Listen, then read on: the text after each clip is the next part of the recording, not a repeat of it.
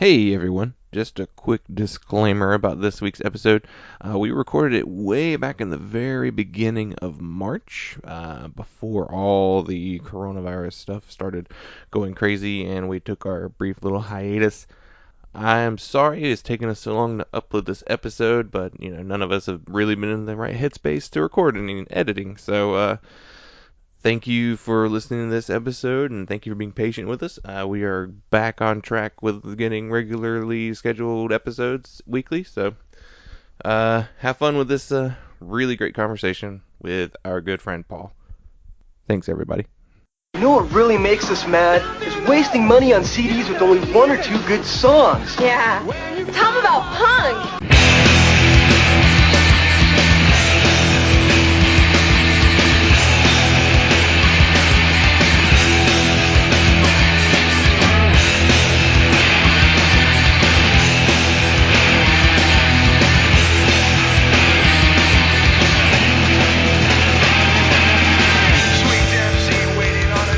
What's up, posers? Welcome to Punk Lotto Pod. I'm your co-host, Justin Hensley. And I am your other co-host, Dylan Hensley. And joining us today is returning guest, Paul Dechichio from Tor Johnson Records. Paul, how's it going? Good, guys. How you guys doing? I'm sleepy. It is early for you? Yeah. Yeah. It's earlier for me. But, oh, that's true. Yeah, but you are used to getting up. Yeah. I usually wake up like between 7 and 8, so. Yeah, I work third shift and don't normally wake up till 12 or 1, so. and it's 11:30, which isn't crazy, but I was supposed to be up at 10, so. Well, I mean, I wake up at 5 if I have to work in the morning, but. Yeah. Not today, obviously. When I go back to working mornings, I will be getting up at 4:45. Ooh. On the days I don't have to go in early. The days I do have to go in early, it'll be 3:15. So, ugh. Yeah. I feel like the Goldilocks of sleeping right now. I feel like I'm right there in the middle. Yeah, that comfy lane. Just right. How was your porridge this morning? I mean, it was wonderful. You know, my breakfast is always good. Not Goldie. Doesn't she sit in the chair in that story too, and like break Yeah. it? Yeah, she breaks the baby chair. Right. It's like you knew it wasn't gonna hold you. Why did you sit in it? Also, I love that like one of the beds was like too short, and I'm like, you can tell that. You can tell by looking at it. That's not going to be a comfortable bed. Like, you know. How old is Goldilocks? She's too big for a bear cub's bed. Right. I mean, I'm guessing these are like black bears, not like grizzlies or right. something. Also, this is a whole lot of in depth we're going right now. Yeah, I know. I thought I was making a joke. Now we're waxing poetic. Riffing on fables. Yeah, I don't know. I'm trying to think what should we chat really before we get into the charts, or I don't know. Paul, do you have anything exciting going on with the label or the shirt company? Well, the label has kind of taken a little bit of a backseat because I mentioned it a little bit during the year recap episode, but I am now working for myself with the t-shirt company. I'm 100% there. So that means I don't have a lot of disposable income to put out records. Yeah. But I do have one project that's in the works for this year. It is definitely happening this year. I can't share too much, but if you've been following the label, you could probably figure out what it is. It's been in the works for like, I don't know, 4 years now, maybe 5, but it's actually going to happen this year. We're trying to figure out if the band is going to play shows, and that is going to determine how many records we press and things like that. So those are all the hints I'm probably giving you, but that's probably going to be the only release. My band Cyttorak is working on some releases that might end up having the Tor Johnson logo on them, but they're not going to be like really official stuff. Like we're pretty much self-releasing it, but it's just easier to put the logo on it. But the t-shirt company is doing really well, and that is my sole source of income right now. So that's been kind of weird, not having a boss other than myself. But it's been going really well. So if anyone out there in Radio Land needs T-shirts, hit me up, or pins or other fun stuff. Yeah. We'll put a link to that in the description as well. It's Teeth Like Swords Printing, right? Yes. Which for any nerds out there, get the reference. If you don't, read The Hobbit. If you do, hopefully you read The Hobbit. There you go. Did you you got like a cease and desist recently, didn't you? I did. I did get a cease and desist recently. Hey, we can cut this out too if you don't want to leave it in. But Fuck it. I mean, I guess that means I'm a real artist now, a real business. So Wizards of the Coast, who own Dungeons and Dragons, sent me a trademark infringement for using the dragon ampersand in some of my designs. If you go to the Etsy store for Teeth Like Swords, you'll see I do a lot of D&D and RPG related designs because I like that shit and because I'm a nerd. So they shut down 6 of my listings. Wow. Yeah, 4 of them had the dragon ampersand, and then 2 of them, honestly, I kind of was playing with fire with those 2. They're exact ripoffs of original first edition D&D module covers, which are kind of in open domain right now because TSR doesn't exist and Wizards hasn't repressed those modules, but I used the actual trademarked Dungeons and Dragons font across the top because I legitimately scanned the module covers and made shirts of them. So, but if they're not doing anything with it, I mean, that's what I'm saying. It's an homage. Yeah, right. It was poetic license or whatever. So I did reprint. I did a shirt very recently that I was able to redesign without the dragon logo pretty easily. So I just did that one. But so if anyone out there has the dragon logo ones, those are now rare, I guess. I don't know. It's funny. Our friend of this show, Grant, who runs Bitter Melody Records, he was doing a series of Danzig and Taylor Swift mashup shirts for a while, and he got a cease and desist, not from Taylor Swift, but from Danzig. I mean, Danzig, to be fair, has to be more protective. Fair enough. Taylor Swift is going to be filthy rich no matter what. Yeah, but the thing with Taylor Swift is she was going after a lot of people there for a while. So it was surprising that the one that actually came for him was Danzig. I mean, he is notably litigious, so. And I know exactly how they found me. The most recent one, the hashtags that I used on Instagram were pretty findable. The combination of them all. The module covers I think had been up for I don't know, maybe 6 or 8 months. And they didn't find those ones until this. Hashtag D&D bootleg. It was actually funny. The paralegal commented on the print shop's Instagram with, "Hey, when you do a run of these shirts," first of all, it was a picture of the shirt, they were already printed. Okay? When you do a run of these shirts, if you could take that ampersand off, that'd be great. K, thanks. The letter K, thanks. Like THANX. I wish it was the X. And it was from his personal Instagram, and I Googled him and I searched for him on LinkedIn and couldn't find him. So I was whatever. This dude, maybe he's just goes around trying to put scare tactics into people who he thinks who have good shirts, and he's gonna steal ideas. I don't know. People are weird. Yeah. Mm-hmm. Then I got the cease and desist with his name on it, and I was well, guess not. All right. It's so weird that he would just be that casual about it. I wonder if he was trying to be hey, I haven't been told to send you a cease and desist yet, but you're probably gonna get one, so you might want to change it. But he could have just DM'd you or something that instead of K. Right. And public comments on send me a message. Hey man, I don't want to shut you down, but I will. Like, here's why. And I'd be like, oh, all right, word. Thanks, man.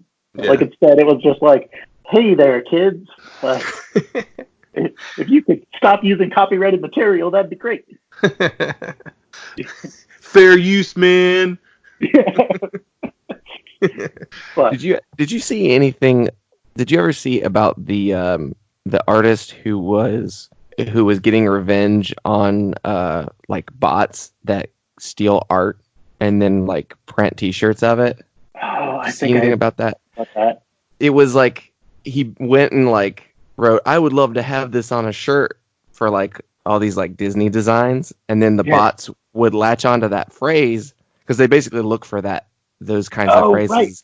and then they just steal the art, put it on a shirt on like Redbubble or something, and then Disney would automatically find it because they just are, super on top of every single, stolen piece of artwork, and they would just immediately like cease and desist it and get it taken down. So this guy was basically like shutting down art stealing bots by tricking them into stealing Disney art. Oh, that's great. That's hilarious. It's funny because obviously, like, I had some shirts left over. I have a lot of friends that work at Hasbro, and Hasbro owns Wizards of the Coast, who's the one that sent the cease and desist. Mm-hmm. So I proceeded to give all of these shirts to a bunch of friends that work at Hasbro on the condition of please wear this to work. like please wear this shirt around work as much as possible. And I was like, all right, that worked out all right. It's fair. That's pretty awesome. You'll be able to get rid of them too. I mean, it's not like you're stuck with them. So exactly. All you got to do is just be like, hit me up. I got a stash for you. Send that DM. Yeah. Well, we should probably jump into the show. This is the show where using a number generator and the Rate Your Music punk charts, we choose one album and one EP from the same year to discuss. And this week we are talking 1999. Whoa! Hey, what can I do?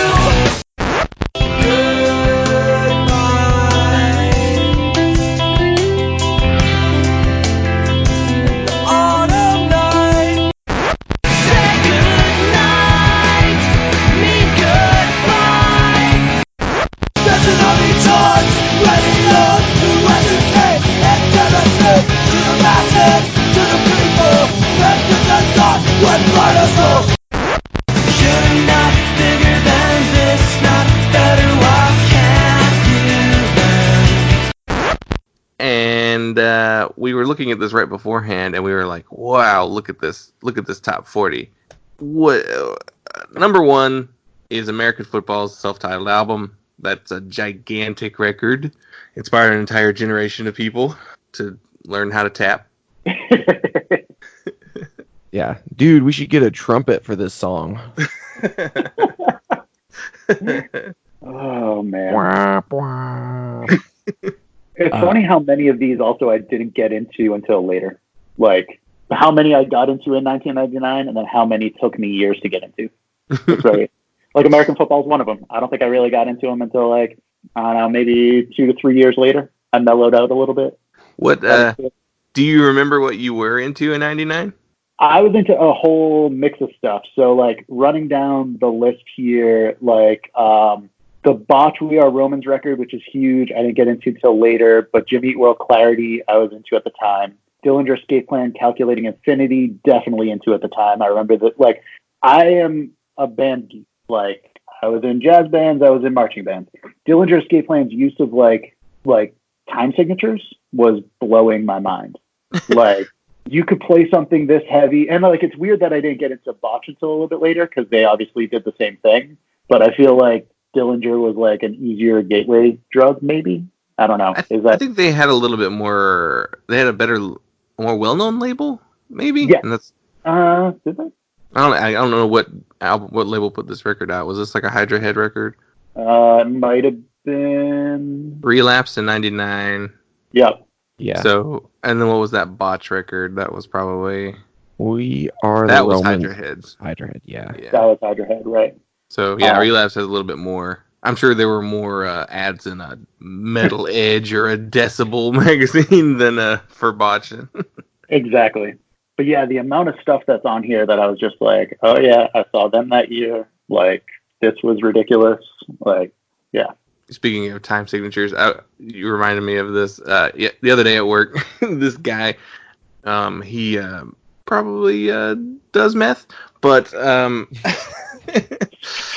he knows I like music and like know a lot about music. So like he was talking to me on our way to break, and he was saying, he's like, "Have you ever heard of King Gizzard and the Lizard Wizard?" And I was like, "Yeah, I've heard of them. I've not really listened to them myself, but like I know what they are." He's like, "Yeah, they're kind of weird. They're like a prog band." And I was like, he's like, "But prog, it kind of has all sorts of meanings. Like, yeah, it could mean something, like crazy time signatures or weird effects." He's like, "Oh, you want to talk about crazy time signatures?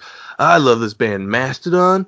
And I was like, yeah, I saw them probably more than 10 years ago, around like what, Blood Meridian or something like that. And he's like, "Oh yeah, that's way after when I saw him the first time. I saw him probably around Crack the Sky." And I was like, "You poser." Yeah. You're trying to sound real cool in front of me by being like, "Oh yeah, I saw them before you did," but then name the album that came out after the one I saw them at. Like, Yeah. all right, man. I saw them after, what was the album after Leviathan? I think that is Blood Meridian, isn't it? Yeah, okay. I couldn't remember the name of that one. Yeah. Like right when that one came out. Yeah. That's when I saw them. I saw that same tour. The Leviathan tour? I definitely saw the Leviathan tour, but I might have seen the Remission tour. Oh, that was way after when I saw them, though. So. I know, right? I know. But also, like, if he thinks that's mathy, show him Calculated Infinity and his mind will explode. Like, his brains will leak out his ear. Yeah, it was just odd. I was like, oh yeah, I guess they do weird time signatures in Mastodon. I don't really think of them as being like a crazy like prog band, but Right. Yeah, no, I feel like it's like maybe an odd measure here and there. Like I don't feel like they're like they're not frantically changing time signatures or anything. It's just kind of like, well, let's play this note an extra time. This fourth time through this very long riff. Oh man. Looking back at this chart, I really love number 9, 10, and 11 right here in a row. Mm-hmm. It's Cave-Ins Until Your Heart Stops, Catharsis' Passion, and Zeo's Liberate. Probably, if I really thought about it, those would probably even be in like my top 10 heavy albums of all time. Like, I love all three of those records. Catharsis is incredibly underrated. Well, I would have assumed they're underrated. They are number 10 on here, but I don't know how well known they are outside of just like the internet music community. Also, how much of that is what's that new band with the drummer Race Trader and the singer from Cursed? Oh right, Sect. Yeah, one of their guitarists is from Catharsis. Yeah, Jimmy Chang. Yeah. But I mean, this record was, the whole scene that they were doing, the all the political like train hopping and the like all the more than music stuff that Catharsis was doing really like is what pushed them, I think, at least for me. They were they're part of the Crime Think collective thing, and they had other projects like Requiem and Umlaut, which was kind of like making fun of like big rock and roll, and From the Depths I think was like the last thing that some of them did. That was I ended up playing with them. Yeah, it's one of my bands. Yeah, so like I saw Catharsis a couple years ago too. They did like a one-off show, and they hadn't played in like 10 years or more, and they sounded amazing. It was incredible. Yeah, this list is in 1999 is an insane year for music. Further down, No Division by Hot Water Music. Yep. Great record. Something to Write Home About by the Get Up Kids. The only Get Up Kids record I listened to. Yeah. And it's incredible. Like every song on it is great. That's funny. Right above that, the Today's the Day record, In the Eyes of God. I remember that was like my introduction to Today's the Day, and like none of their records really sound the same, like at all. Yeah. And that's still the only one that I go back to and like listen to.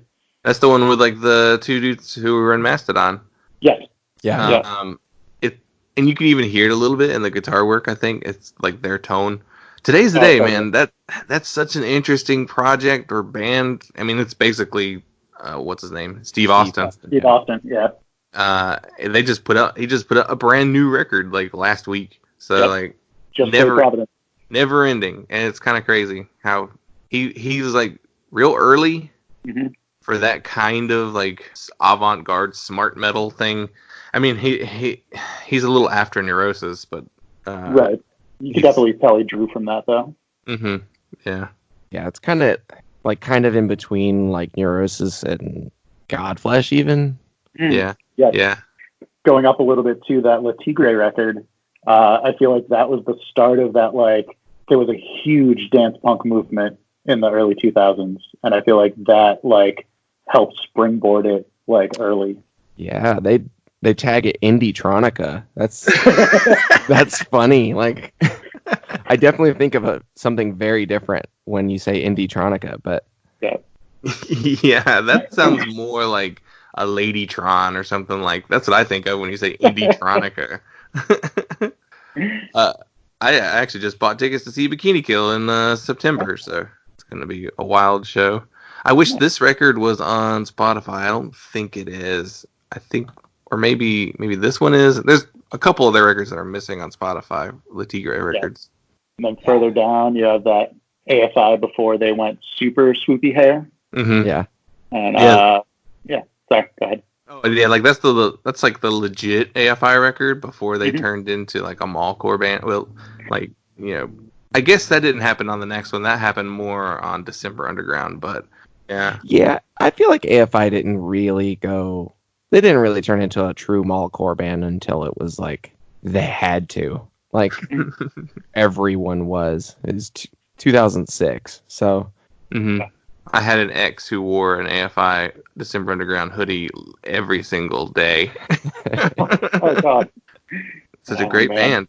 That's an interesting turn for that band, because AFI is a band that you would consider a precursor to the mid 2000s like mall emo style, at least stylistic, like visually, aesthetically, and I mean a little bit musically, and then for them to then copy the sound of the bands that they influenced. That's really a funny turn of events, but yeah, I mean they were like borderline skate punk for a lot of their existence too, so it was an odd turn to make anyway.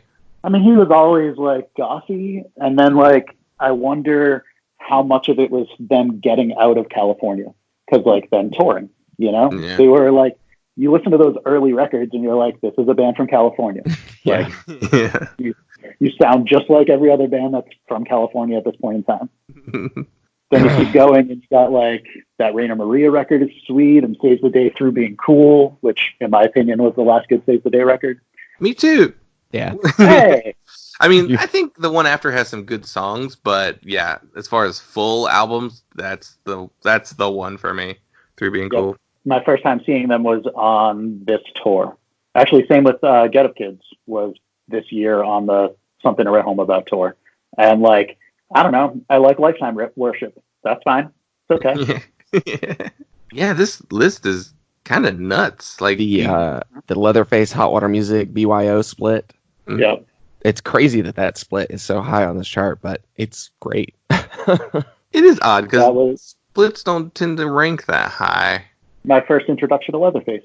Yeah, I think a lot of people's was that. I guess the Leatherface side is better than the Hot Water Music side. Well, yeah. Yeah, I don't really know the Hot Water Music side that well. I just think Leatherface had a more consistent career than Hot Water Music as far as like quality of records, but Hot Water Music probably had higher highs, Yeah. I mean, I don't know. I think Mush is like a perfect record though. So true. Wow, man. It just keeps going. We could just keep going. Going. The Killer Was in the Government Blankets by Yaphet Kotto. Such a good record. I love that band so much. There's a lot of good screamo here, which we will get into, and maybe this should be our segue. But I do also want to point out we're not even to the end of the first page, and there's still like 4 or 5 records that I want to talk about. Baz, Reversal of Man, like Fugazi, Burning Airlines, Coalesce. That's my favorite Coalesce record too. 012 Revolution. Just listening, I love that record so much.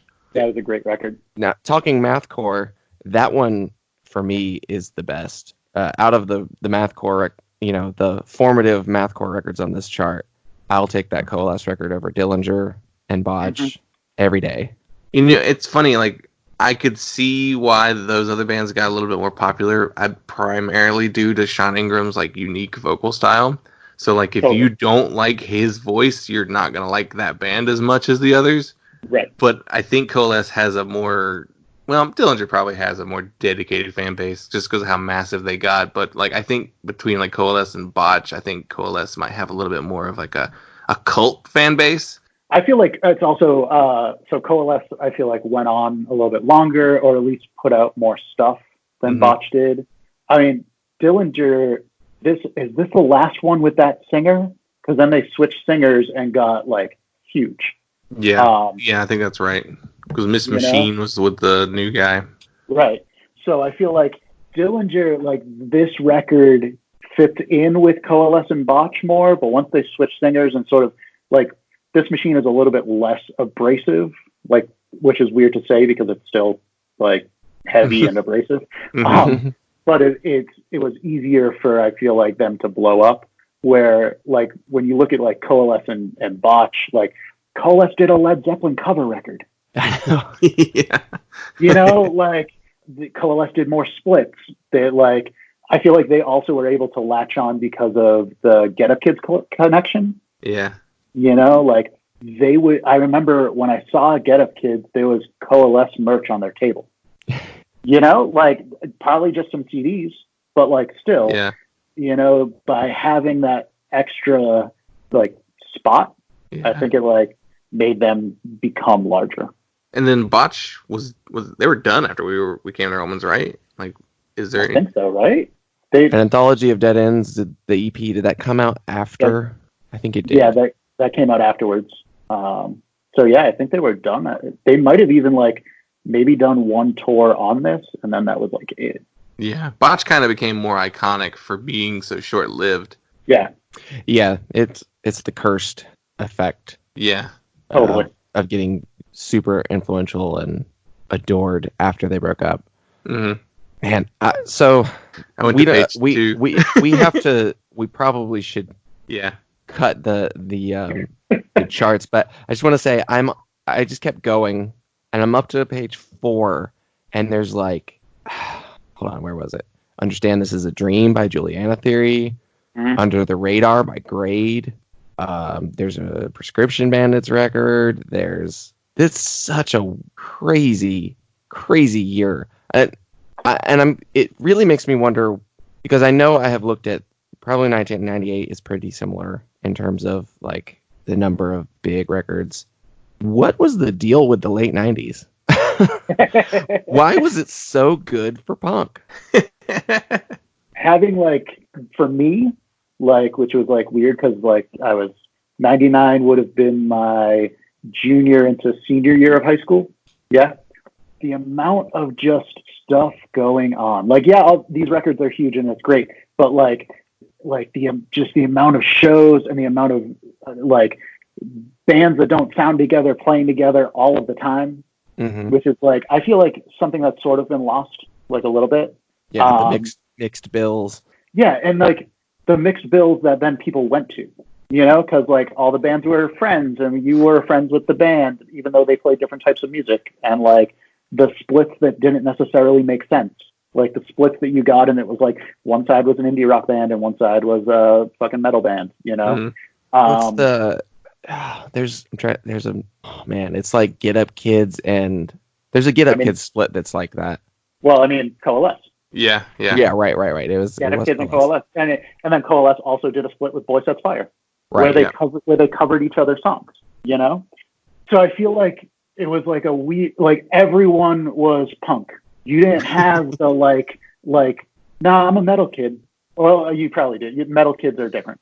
You didn't have like, I am into screamo. I am into scrams. That's all I'm into. Fuck everybody else. I only go see my friends that are like wearing white belts, and like that's all I do. Or like I am strictly into Midwest emo. I wear sweater vests continually all the time. Like that's the only type of music I'm into. You had so much more crossover. Like you were just into underground music.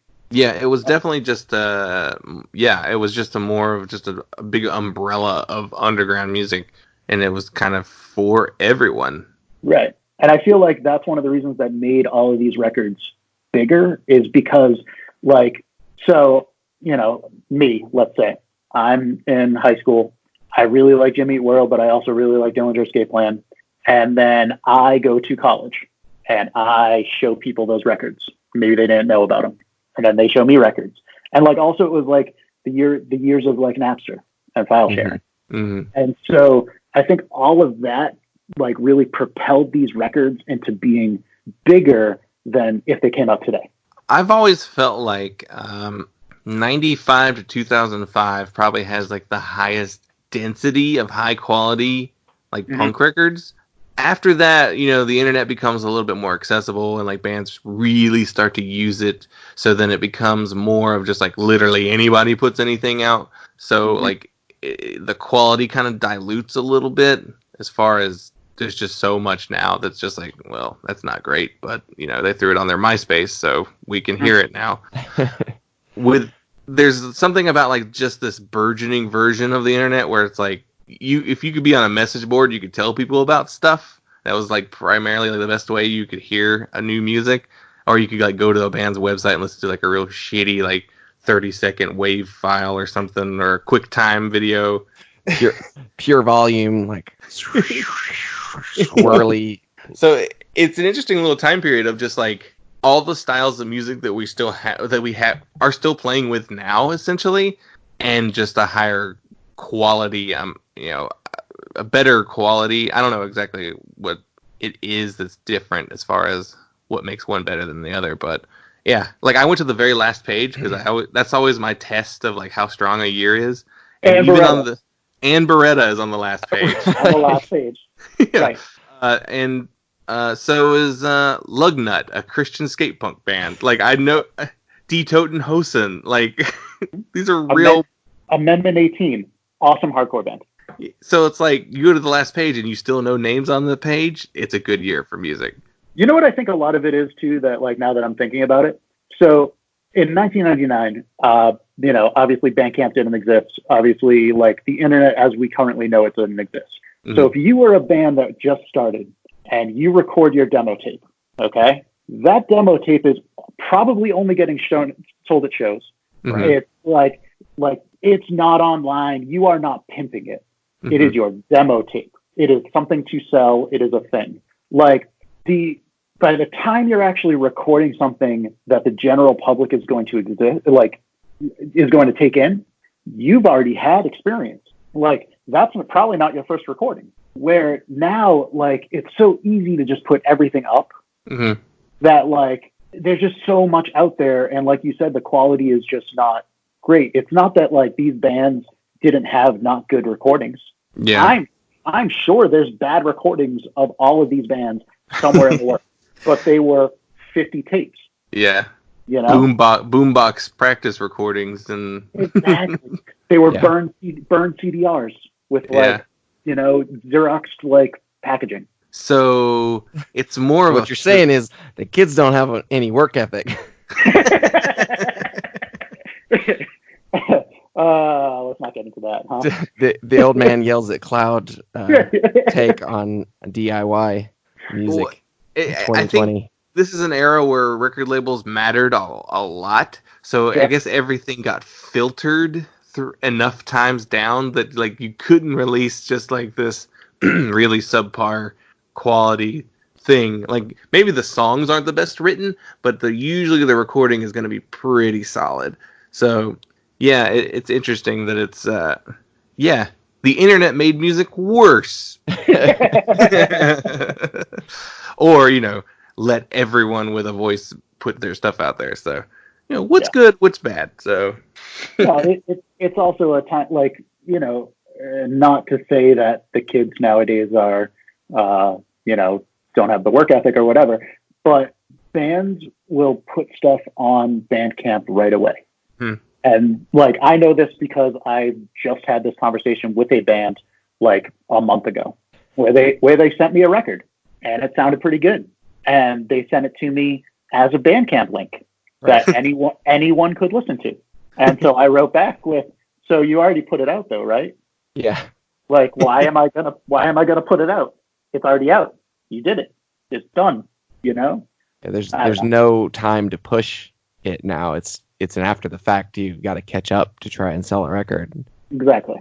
Yeah, it's bands are impatient, and I get the desire. It's like you spent all this time working on it, so you're like, I want people to hear it, so you throw it online. But then at the same time, for like a label to want to be interested in it, they kind of want some exclusivity to it that they can be like, well, let me promote this so that I can actually make some money instead of the people who can just immediately run and listen to it before it's even in 3 months ready for a record, or a month and a half a tape or something like that. Exactly. So this whole like late 90s, early 2000s time frame, like it was obviously it's difficult to view it with today's eyes because it's all like a completely different beast. Yeah. Well, we spent a long time on 99, so let's get into our albums. We got number 2 on the album chart, so that's an indicator right there of how massive this record's going to be. It is Orchid and Chaos Is Me.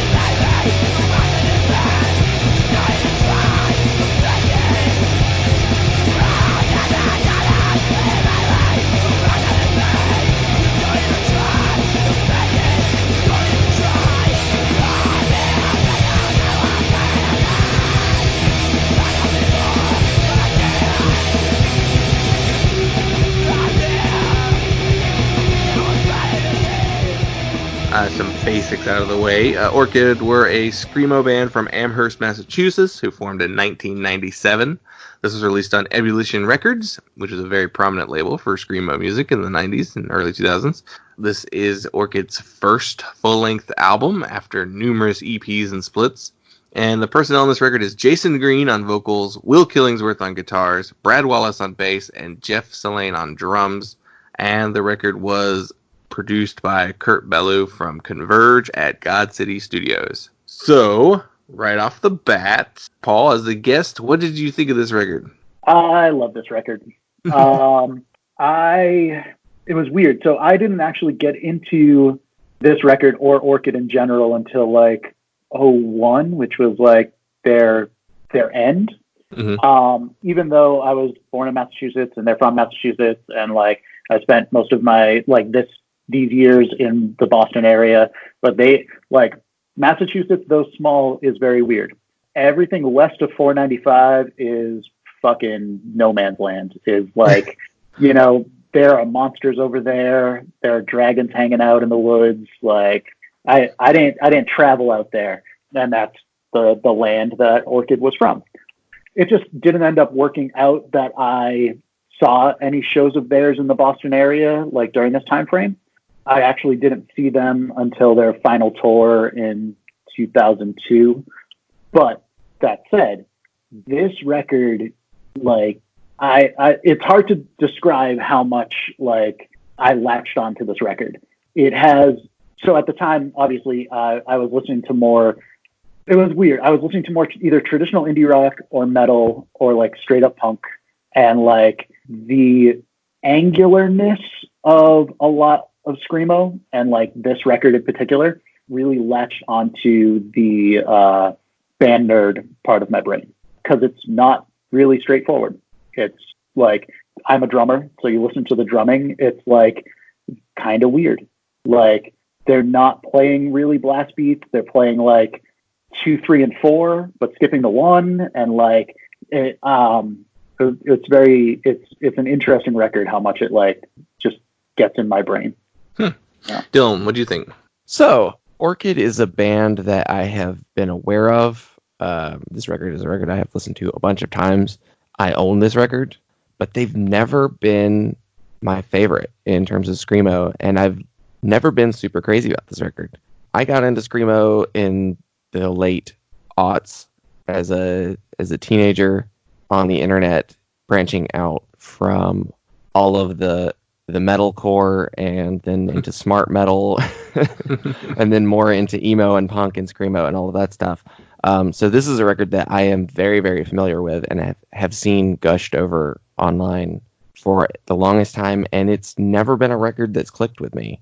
But interesting enough, listening to it this morning, which going into it, I was kind of dreading it, honestly, and I put it off until the last minute. So much more of this connects with me now, and I don't know why. I don't know if I was just in a particularly receptive mood or that my expectations were low enough, like, oh, I know this record, that I was then surprised by a lot of what they're doing. But this time around, there were a lot of interesting things that they were doing that stood out to me that I never really noticed in the past. So this was a surprise. You know, and I'll kind of piggyback off of that, and I too agree that like when I was first getting into screamo, actually I didn't get quite as deep as you did, but Orchid wasn't my favorite of like that, all the different branches of screamo, and like I liked them, I thought they were good, but they weren't exactly what I wanted. And so like going into this too, I was like, yeah, I know what this record is, I own this record too, like I know what it sounds like. And then like, yeah, maybe it was just being kind of like not assuming what I'm gonna hear, or just being like, yeah, I'll just let it play. We'll see what it sounds like to my my ears that I haven't listened to it in a long time. And it showed me things I didn't remember hearing in the past. So I too came away with a better appreciation of this record than what I previously had for it.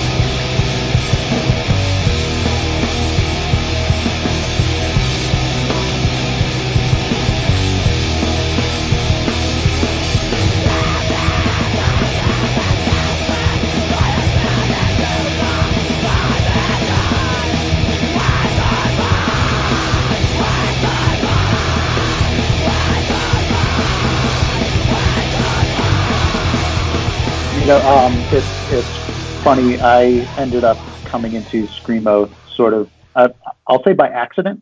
So at this general time frame, going to the mixed bill shows like we talked about, you end up just seeing bands. Like over time, like Ampere and all of the ex-Orchid bands would always play with bands I wanted to see, and then I saw them and they would blow me away, and then I would like just delve deeper within the genre. And it's interesting that like listening to this and then realizing all of the bands that then ripped it off. And then, so this morning I listened to it as well to remind myself about it. And I realized that I haven't listened to like Gatefold, which was their final record, in probably 15 years. And I put that on, and the amount that like you could tell how many bands I dislike ripped off that record is also really interesting, where it's like bands that I do like ripped off this Chaos Is Me, and bands that I don't really like rip off Gatefold. And it was kind of funny. I was gonna ask what everyone's hierarchy of Will Killingsworth bands. Like, where does the Orchid fall on that listing for you? And my favorite has always been Ampere. Yeah.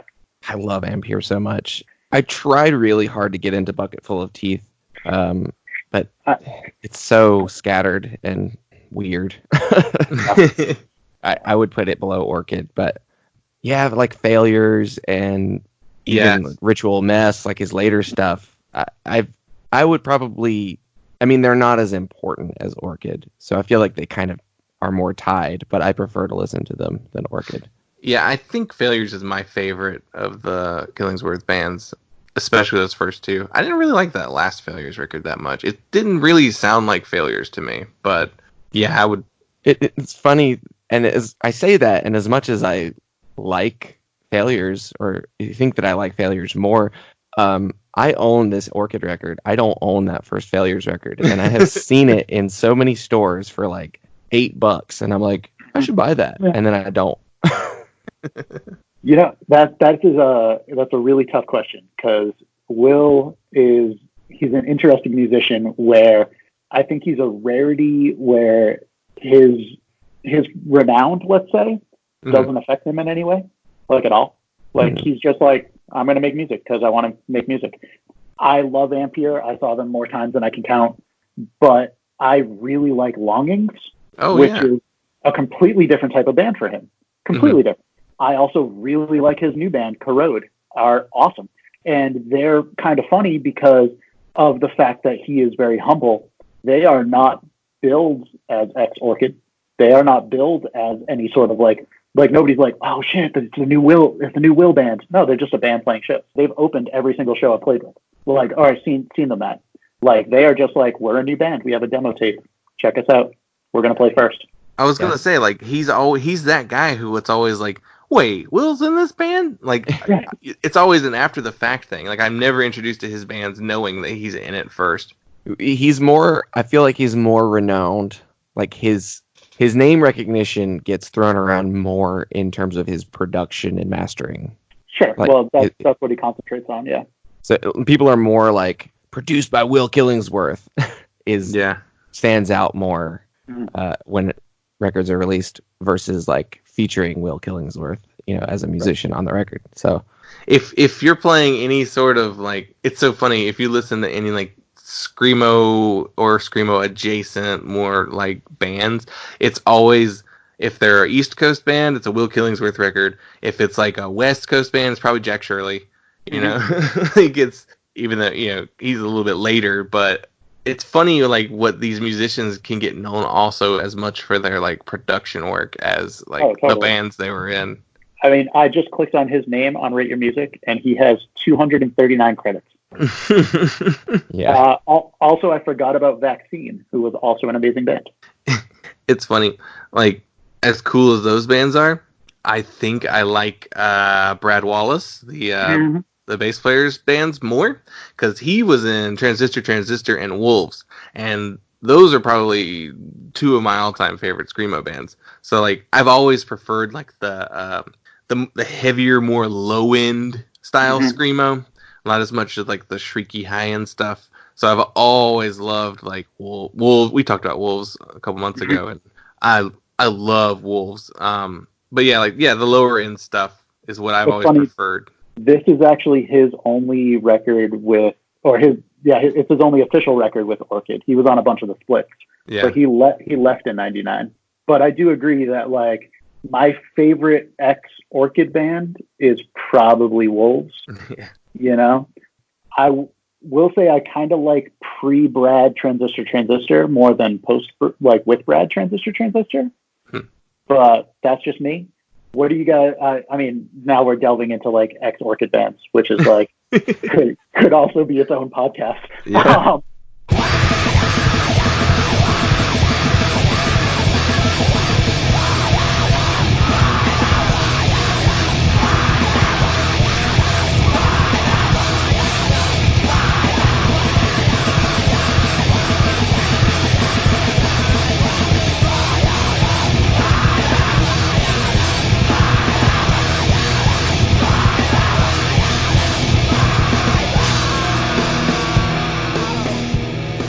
I re-listened to Panthers recently. Did you guys ever listen to them? No, and I was reading about them whenever I was getting notes together for this, and how it's basically a lot of the same members, right? It's the singer's project when he left, but I think the first record is a lot of the same members because he didn't have like an actual band. Mhm. Yeah, Jeff Garlock was he was in Orchid. Jeff Garlock. He was he replaced next. Brad. He would replace Brad, right? And Jeff Selane. Right. So it was the two of them. So Way different sound, but I re-listened to them recently, and I actually really like it now. But I remember hating on them like real hard when they started. well, it's listed as stoner rock post-hardcore. I mean, that's loose. They were like, they would get lumped into like at the time, like a plot to blow up the Eiffel Tower, like kind of dancey, you know, like I don't know, fun, I guess, but like I didn't dig it at the time. That like post-punk revival, garagey. Yeah, exactly. Like, yeah. Are they the band? Are they the ones who had the album? Are You Down? Yeah, yes, Yeah. Okay. I think so. Yeah. I meant to go listen to them, but I didn't before I was able to talk about this one. It's a fun listen. Yeah. Anything else on Orchid? I keep That's wanting the to call. funny thing about Orchid. It just spills out and out into all these other other things. Yeah, like I keep wanting to call it Taste of Chaos. I don't know why. It's chaos is me. I was surprised by the amount of like black metal elements to this record. Mm. So like it has some like the guitar tone especially is where I noticed it the most. It's got this crusty black metal like grime to it. Like I was surprised at how different it sounded from the other bands in this time period. They do and beyond just the tone, they do draw a lot from like black metal, and I want to say like maybe like some crust bands in terms of the chords that they use. They do kind of the stereotypical screamo, like minor chord and then flat that minor chord. Just these like really small chord changes and interval changes that gives it that really gothic metal sound. But I was surprised listening to it this time at how many real riffs there are. Oh yeah. Like, and I've always had it in my mind that it's got that black metal like over and over again, but there are a lot of really good catchy riffs on here. Like the Action Index, that song had a really killer intro riff. I think you can hear a lot of that like influence too on like New Jersey versus Valhalla and Epilogue of a Car Crash when they like go into non just super fast like stuff. Like the two of those songs have that like stereotypical crust part that's like this is more of a rock and roll song, or this is like an intro that could be a black metal song, and then it like kicks in. Yeah, I guess it is more noticeable on the intros than like, because then once like the full thing goes in, it's like crazy and just screamo. Like there's nothing else describing it. I was looking at what other records that Ebullition put out in 1999. Holy shit, they had a crazy year. So we talked about it earlier. They put out Yaphet Kotto's "The Killer Was in the Government Blankets." They also put out Reversal of Man's "This Is Medicine." They also put out the Torches to Rome and Bread and Circuit self-titled albums. Oh, so, yeah, all of that was then, huh? Yeah, like same year. All 6, 5 of these records came out the same year on the same label. Like, that's crazy. They were huge. I mean, they're still active. Like, they don't really put out records anymore. They're concentrating more on the distribution side of things, but they always did massive distribution. When I was first starting the label, like Ebullition is the reason why my stuff was in most stores. You know, like they were the reason why the Pretty Faces 7-inch was sold in Japan.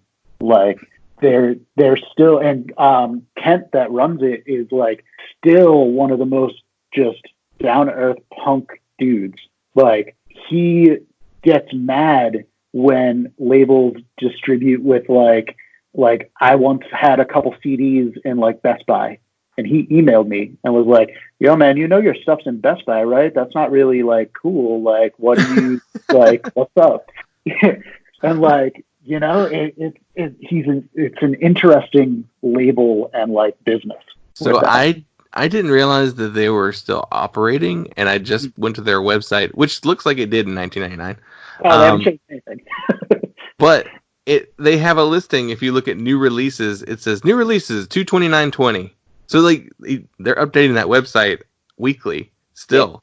It's like they got new stuff on there, like that Chubby and the Gang record is on there, and some new age records. Like, wow, that's crazy. They're still running it.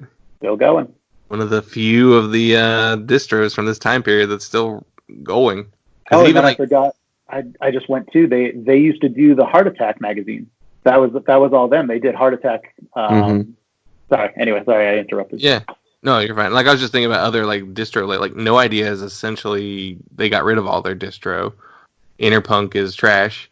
Who's still out there? Smart Punk? Are they really a distro still?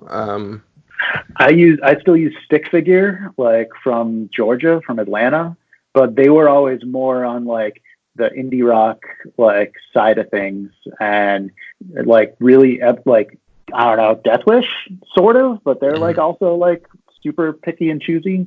Yeah, and like Asian Man doesn't really do as much distroing as they used to. Right.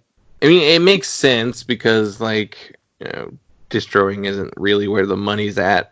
As far as I don't know, punk rock doesn't really have much money. That's not in the touring and live show aspect. Exactly. I also just went to the news section of Ebullition, and apparently they're the ones doing the brand new Downcast record that will be coming out this year. Because there's going to be a new Downcast record. I don't know. That's nuts. Downcast back.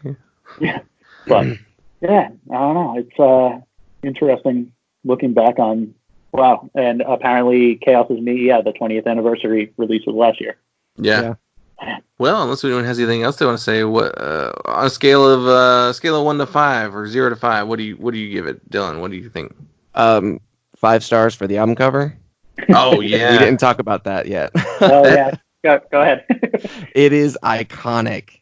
And I wonder if that led to part of why this album is so beloved too, is just the album cover. So that was always my impression. Like, killer album cover, fine screamo record. Well, here's the question: is this one, or is Dance Tonight, Revolution Tomorrow the more iconic album cover? I've seen probably more rips of this shirt or of this design as t-shirts, which, looking at this is the perfect opportunity to say I really want to make a rip of this, and I hope no one has done it yet, of La Parka, the wrestler. I really hope no one's done it, because I could just see that, like, a picture of him, and it says La Parka, chairman is me. Just now I need to see if there's an Orchid. I've tried Googling it, nothing comes up, so I think we're safe. I mean, other than the 2 counts of trademark infringement, but I don't think Orchid is litigious. Well, there are lots of wrestler bootlegs too, so like original designs and all that kind of stuff. So you just got to sell it very briefly on Instagram for 72 hours, and then and we got the perfect print company. Hey. I'll send one to Will. It'll be fine. Yeah. I don't know if he likes wrestling. I don't know if he'd get it. Yeah, he's like, ooh, what? But the contents of the record itself, I think I'm a solid 4. It's still not my favorite, despite maybe my improved appraisal of it. I'm listening to it this morning. It is really great, and it's definitely worth revisiting in the future. And I'm definitely more inclined to do so more often now, but still not ultimately my favorite flavor of scrams. I'm gonna give it a 3.75 for pretty much similar reasons. I think you've always liked it a little more than me, and because you just got deeper into screamo than I did. So yeah, I'm gonna go 3.75, and Yeah, before I would have probably just said it was like a 3 before re-listening to it again. So it came up quite a bit for me. But yeah. I'm going to do a 4.5. I really like the sound on this record. I mean, it was Kurt just starting, but at the same time, like, I think that this sound really is the screamo sound. You know, it's fast. It's just chaotic. I think that it really encapsulated like what was happening at the time. So I'm going to go 4.5. Nice. Yeah.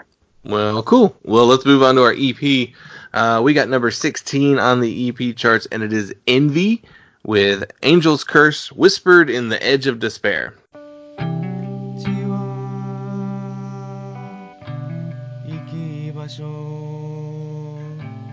探し流れ続け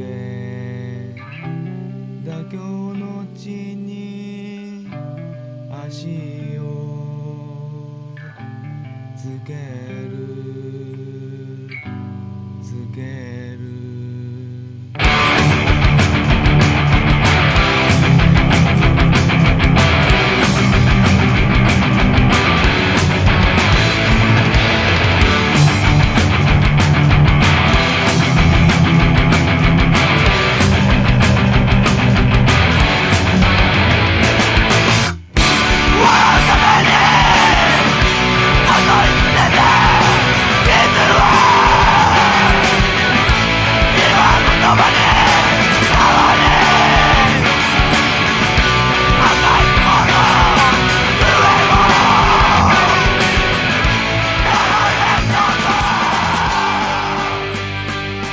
Envy are a screamo band from Tokyo, Japan that formed in 1992.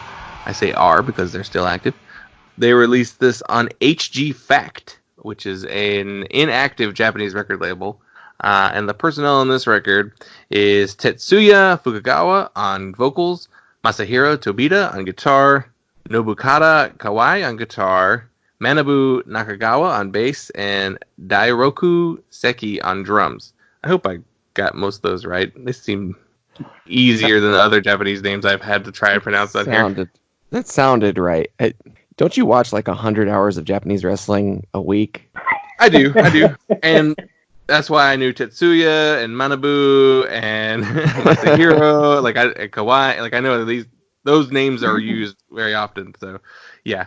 But I also don't have like the pronunciation down on some of it because a lot of times like U's and R's have a different like pronunciation than they do in English, so it's a little different.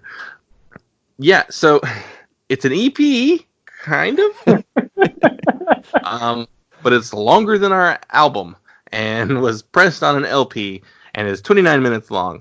So it's not really an EP. Yeah, this is an album. A full 10 minutes longer than our album. Like a full half of the album longer than our album.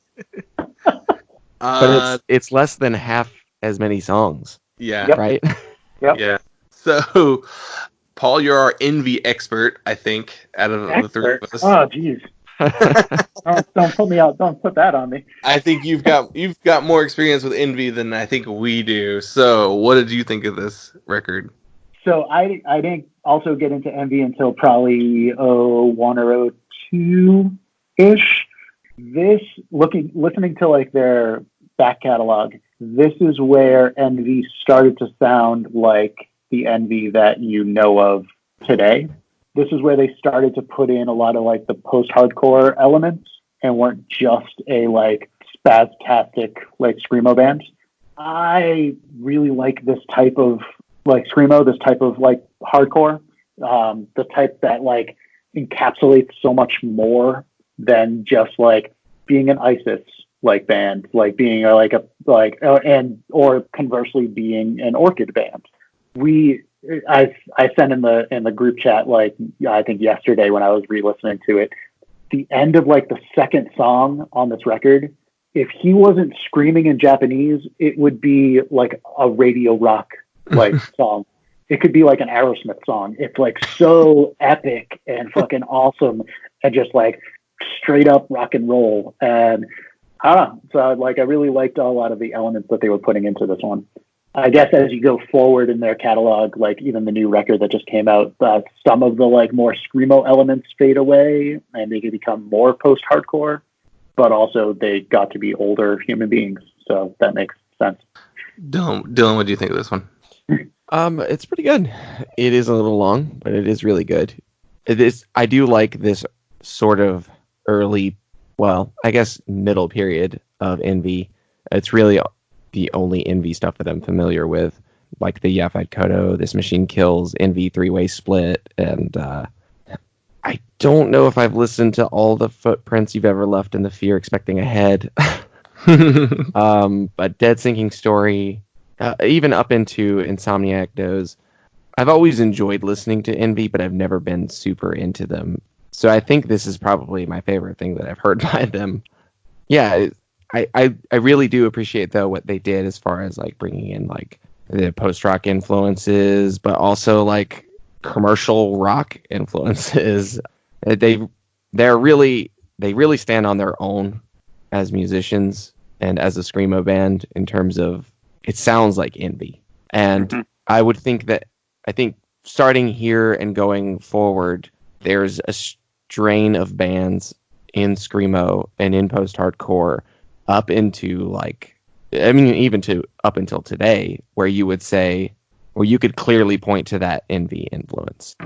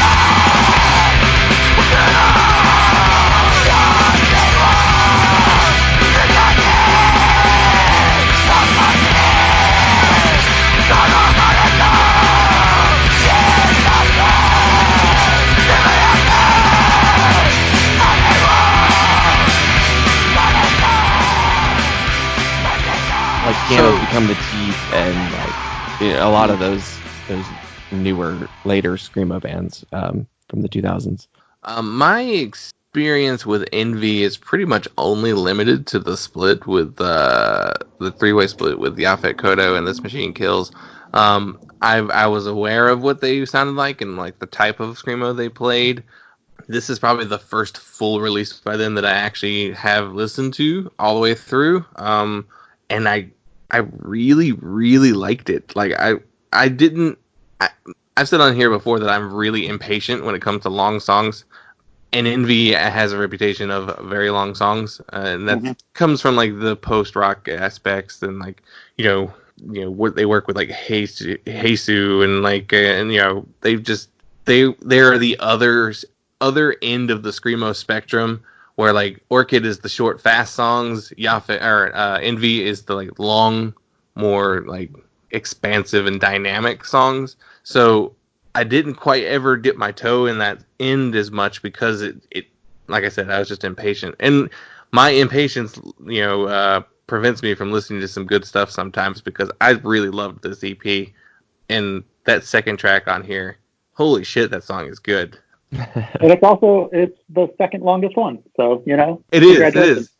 The song's called Pendulum, and it starts off with this like palm muted, almost like just kind of punk rock, like Warped Tour 99 punk rock thing going on. It's just with like screaming over it, and then yeah, you're right. It has like a classic rock vibe by the end of the song, just like this anthemic, yeah, it's all over the place as far as like... Yeah, it's a really killer chord progression.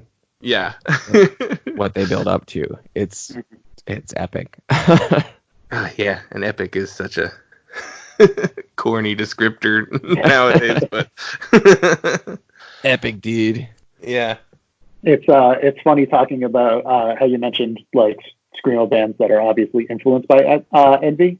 I remember when they did the split with Thursday, right, because it was such a huge deal.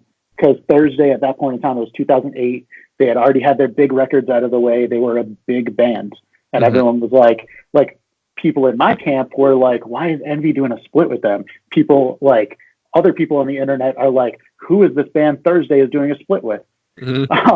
And I don't know if either of you have ever listened to that split, but it is not Envy. It is like so interesting. It's like super electronica, the stuff that they do on it. And it is interesting where like you can see in like the popular like Molly screamo scene, like people introducing like a lot of things from that split, and then conversely you can see bands like Pianos Become the Teeth probably were like, who's this band, let's research them, and then like influenced by like the actual Envy that you are familiar with. I thought it was just interesting seeing like the progression forward from that.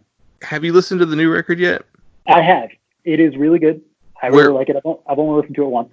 But what style are they going for on this record? Is it like the more what they've become known for, like the kind of expansive post rock with screamo? Yeah, definitely. It's definitely more in that vein. They had the one song up last year that like was just massive, and you know, looking at they don't have times on this track listing. Yeah, I'm looking at it too. But yeah, like the one song that they had released in 1999, in 2019 was like 7 minutes long. So yeah, the record is 11 tracks and 54 minutes long. Yeah. That's a lot for me. But I should just give it a listen. I need to make it to have any sort of legitimacy. I need to give it actual listen. I think you and I probably have this in common with why Envy never really clicked for us, because the time period in which you and I were getting into screamo was the time period in which we were getting out of the Mastodon, ISIS, long song, smart metal, drone, period of music listening. So it's taken me a long time to be more receptive to those mentalities in music again. I listened to so much of like that atmospheric tribal, like basically. Don't get me wrong, I still love Neurosis. Yeah. I'll listen to anything they put out. I'll see them if I have the opportunity. They're that band for me as far as that sound goes. But yeah, the Neurisis sound that was thrown around a lot there in like the late 2000s. I listened to so many of those bands. Like I think I just ruined my musical taste buds by only listening to 10-minute plus songs with lots of tribal drumming and space guitars. So like I will say that Envy, like bringing in so many other elements, like keeps those songs like interesting in comparison. Yeah, I should have been listening to Envy all along, though. Is my takeaway from this? Is I feel like they do so many different types of things that I was like, I was underselling like how good this band really was. Yeah, and they're still going. Yes, correct. Yeah, I was reading an article that was talking about how a couple of the members left the band in like 2016, and then the lead singer came back in 2018, but then the other two members didn't come back. So it's got a slightly different lineup now. I don't know exactly what it is that why they all left, but for being around since '92, right? And it's not like I doubt is Envy like a massive touring band. Touring in Japan is different than touring here. I know we were talking about Melt Banana, and they said it was easier to tour in the United States than it was to tour in Japan. So I don't know if that's due to like the cities are closer together, so it's harder to draw from other areas maybe, and some parts of Japan is pretty rural, so I don't know if they would even have much of a draw outside of the bigger cities. So I don't know. It's interesting. Yeah, I know they don't really tour much. Yeah, I get the impression that a lot of punk subculture is very, very concentrated in Tokyo. It's not something that stretches very far across Japan. I was reading an article on the alternative this week that was talking about how there's a really big emo boom going on in Japan right now. Oh yeah, I've definitely seen that. I mean, if you look at Bandcamp, any emo records, there's last year and this year there's always a whole bunch of releases from Japan. But also apparently there wasn't much of a streaming culture in Japan, and it's kind of a thing that started within the last like 2 or 3 years. So like it was very much a physical medium. Like that's why CDs sell so well in Japan still. It's just because it's a very physical medium. So like it's just now getting to the point where like with this wave of emo that's going through Japan right now, like they're really embracing streaming right now. So it's kind of a very exciting time for like punk in Japan right now. So I'm really looking forward to seeing like who bridges that gap from.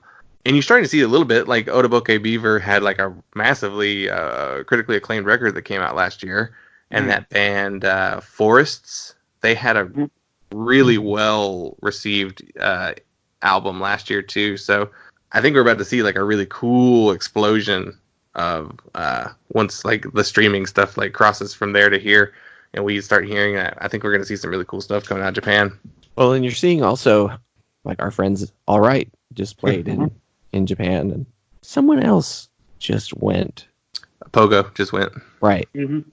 So we're seeing a lot of American bands get the opportunity to go play, and it's like DIY, like pretty small American bands getting that opportunity to go play in Japan. Jawbreaker going to Japan and playing. This is like Pogo, like a little Florida band. All Right from Charlotte. Did Expert Timing go to Japan too? I don't remember. Maybe not, but and then everyone who comes back from there is like the bands in Japan are playing emo better than we are here. Yeah. On a scale of 1 to 5, what would you give this one? Paul, you can go first. You know what? I'm gonna give it a 4. Reason why I'm giving it a 4 is because it either needed to be less songs or more songs, if that makes sense. Like an EP is weird, like especially an EP of this length. Like they needed to either do like if they cut out one song so it was like not a half an hour long 5-song EP, or like add a song or two so then it's like a 40-minute like LP. I don't know. That's all. Like otherwise it sounds good. Like I like the mix of all the stuff they were doing. This is definitely like their transition record, but it's like done really well. Dylan, what would you give it? I'm gonna give it, I would say probably a 3.5 or 3.75. I'll say it's ultimately not super memorable. I agree. They should have let it bake a little longer and had more material to add to it. Or alternatively, it could have easily just been like Angel's Curse and Pendulum, like just a 7-inch and that's it. And it would have been really good. Yeah, ultimately, other than Pendulum, there's not much that's super memorable. But the sound is really good and it's enjoyable to listen to, and it definitely hints at what they would become. So, yeah. I'm gonna give it a 4 too. I really enjoyed this. I think I've figured out just now sitting here thinking about it how I need to think of this band, or bands of this style is maybe this is a turntable band. Like this is the kind of thing you throw on your record player and you just let play. Like this is not streaming in your car. Next track. This is like you're in the house and you're either like reading, you're doing something, you're listening, or just hanging out. It feels like it's a turntable band. Whereas like Orchid, you'd be irritated with that on a turntable because you'd have to turn it too soon. Like, I gotta flip it. And this, I feel like you just let it go. And that's maybe what I need to think of with this band going forward is I have to like put them in the right context, I think. Yeah, when I listened to Chaos Is Me this morning, there was probably a solid 10 minutes between sides because I didn't want to get up and flip it over already. Sit there in silence. My turntable is it's finicky, so I always like avoid 45 like RPM things. So like putting that on this morning, I was like, all right. So I gotta switch it to 45, and then I gotta adjust the pitch control because my pitch control is gonna be really off because it's set to 33, and then I can listen to it, and like, yeah. When I put it on this morning, I accidentally left it on 33, and I was like, "Damn, Orchid was way chunkier than I remember." I kind of love doing that. Screamo is like the genre that you can do that with the most, and you're like, "Whoa, this is way heavier than." And at 33 RPM, it was still really fast. Oh yeah. Oh yeah.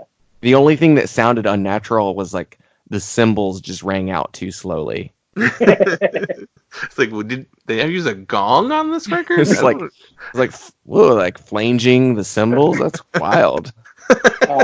It's funny. I actually have a friend of mine years ago got Ride the Lightning, but the 45 edition, like special edition when that came out, and ripped it at 33, and that is the only Metallica I have on my iPod.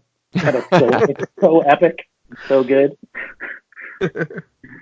Okay. Our wrap-up question: you can get into a time machine and you can go see Orchid in 1999 or Envy.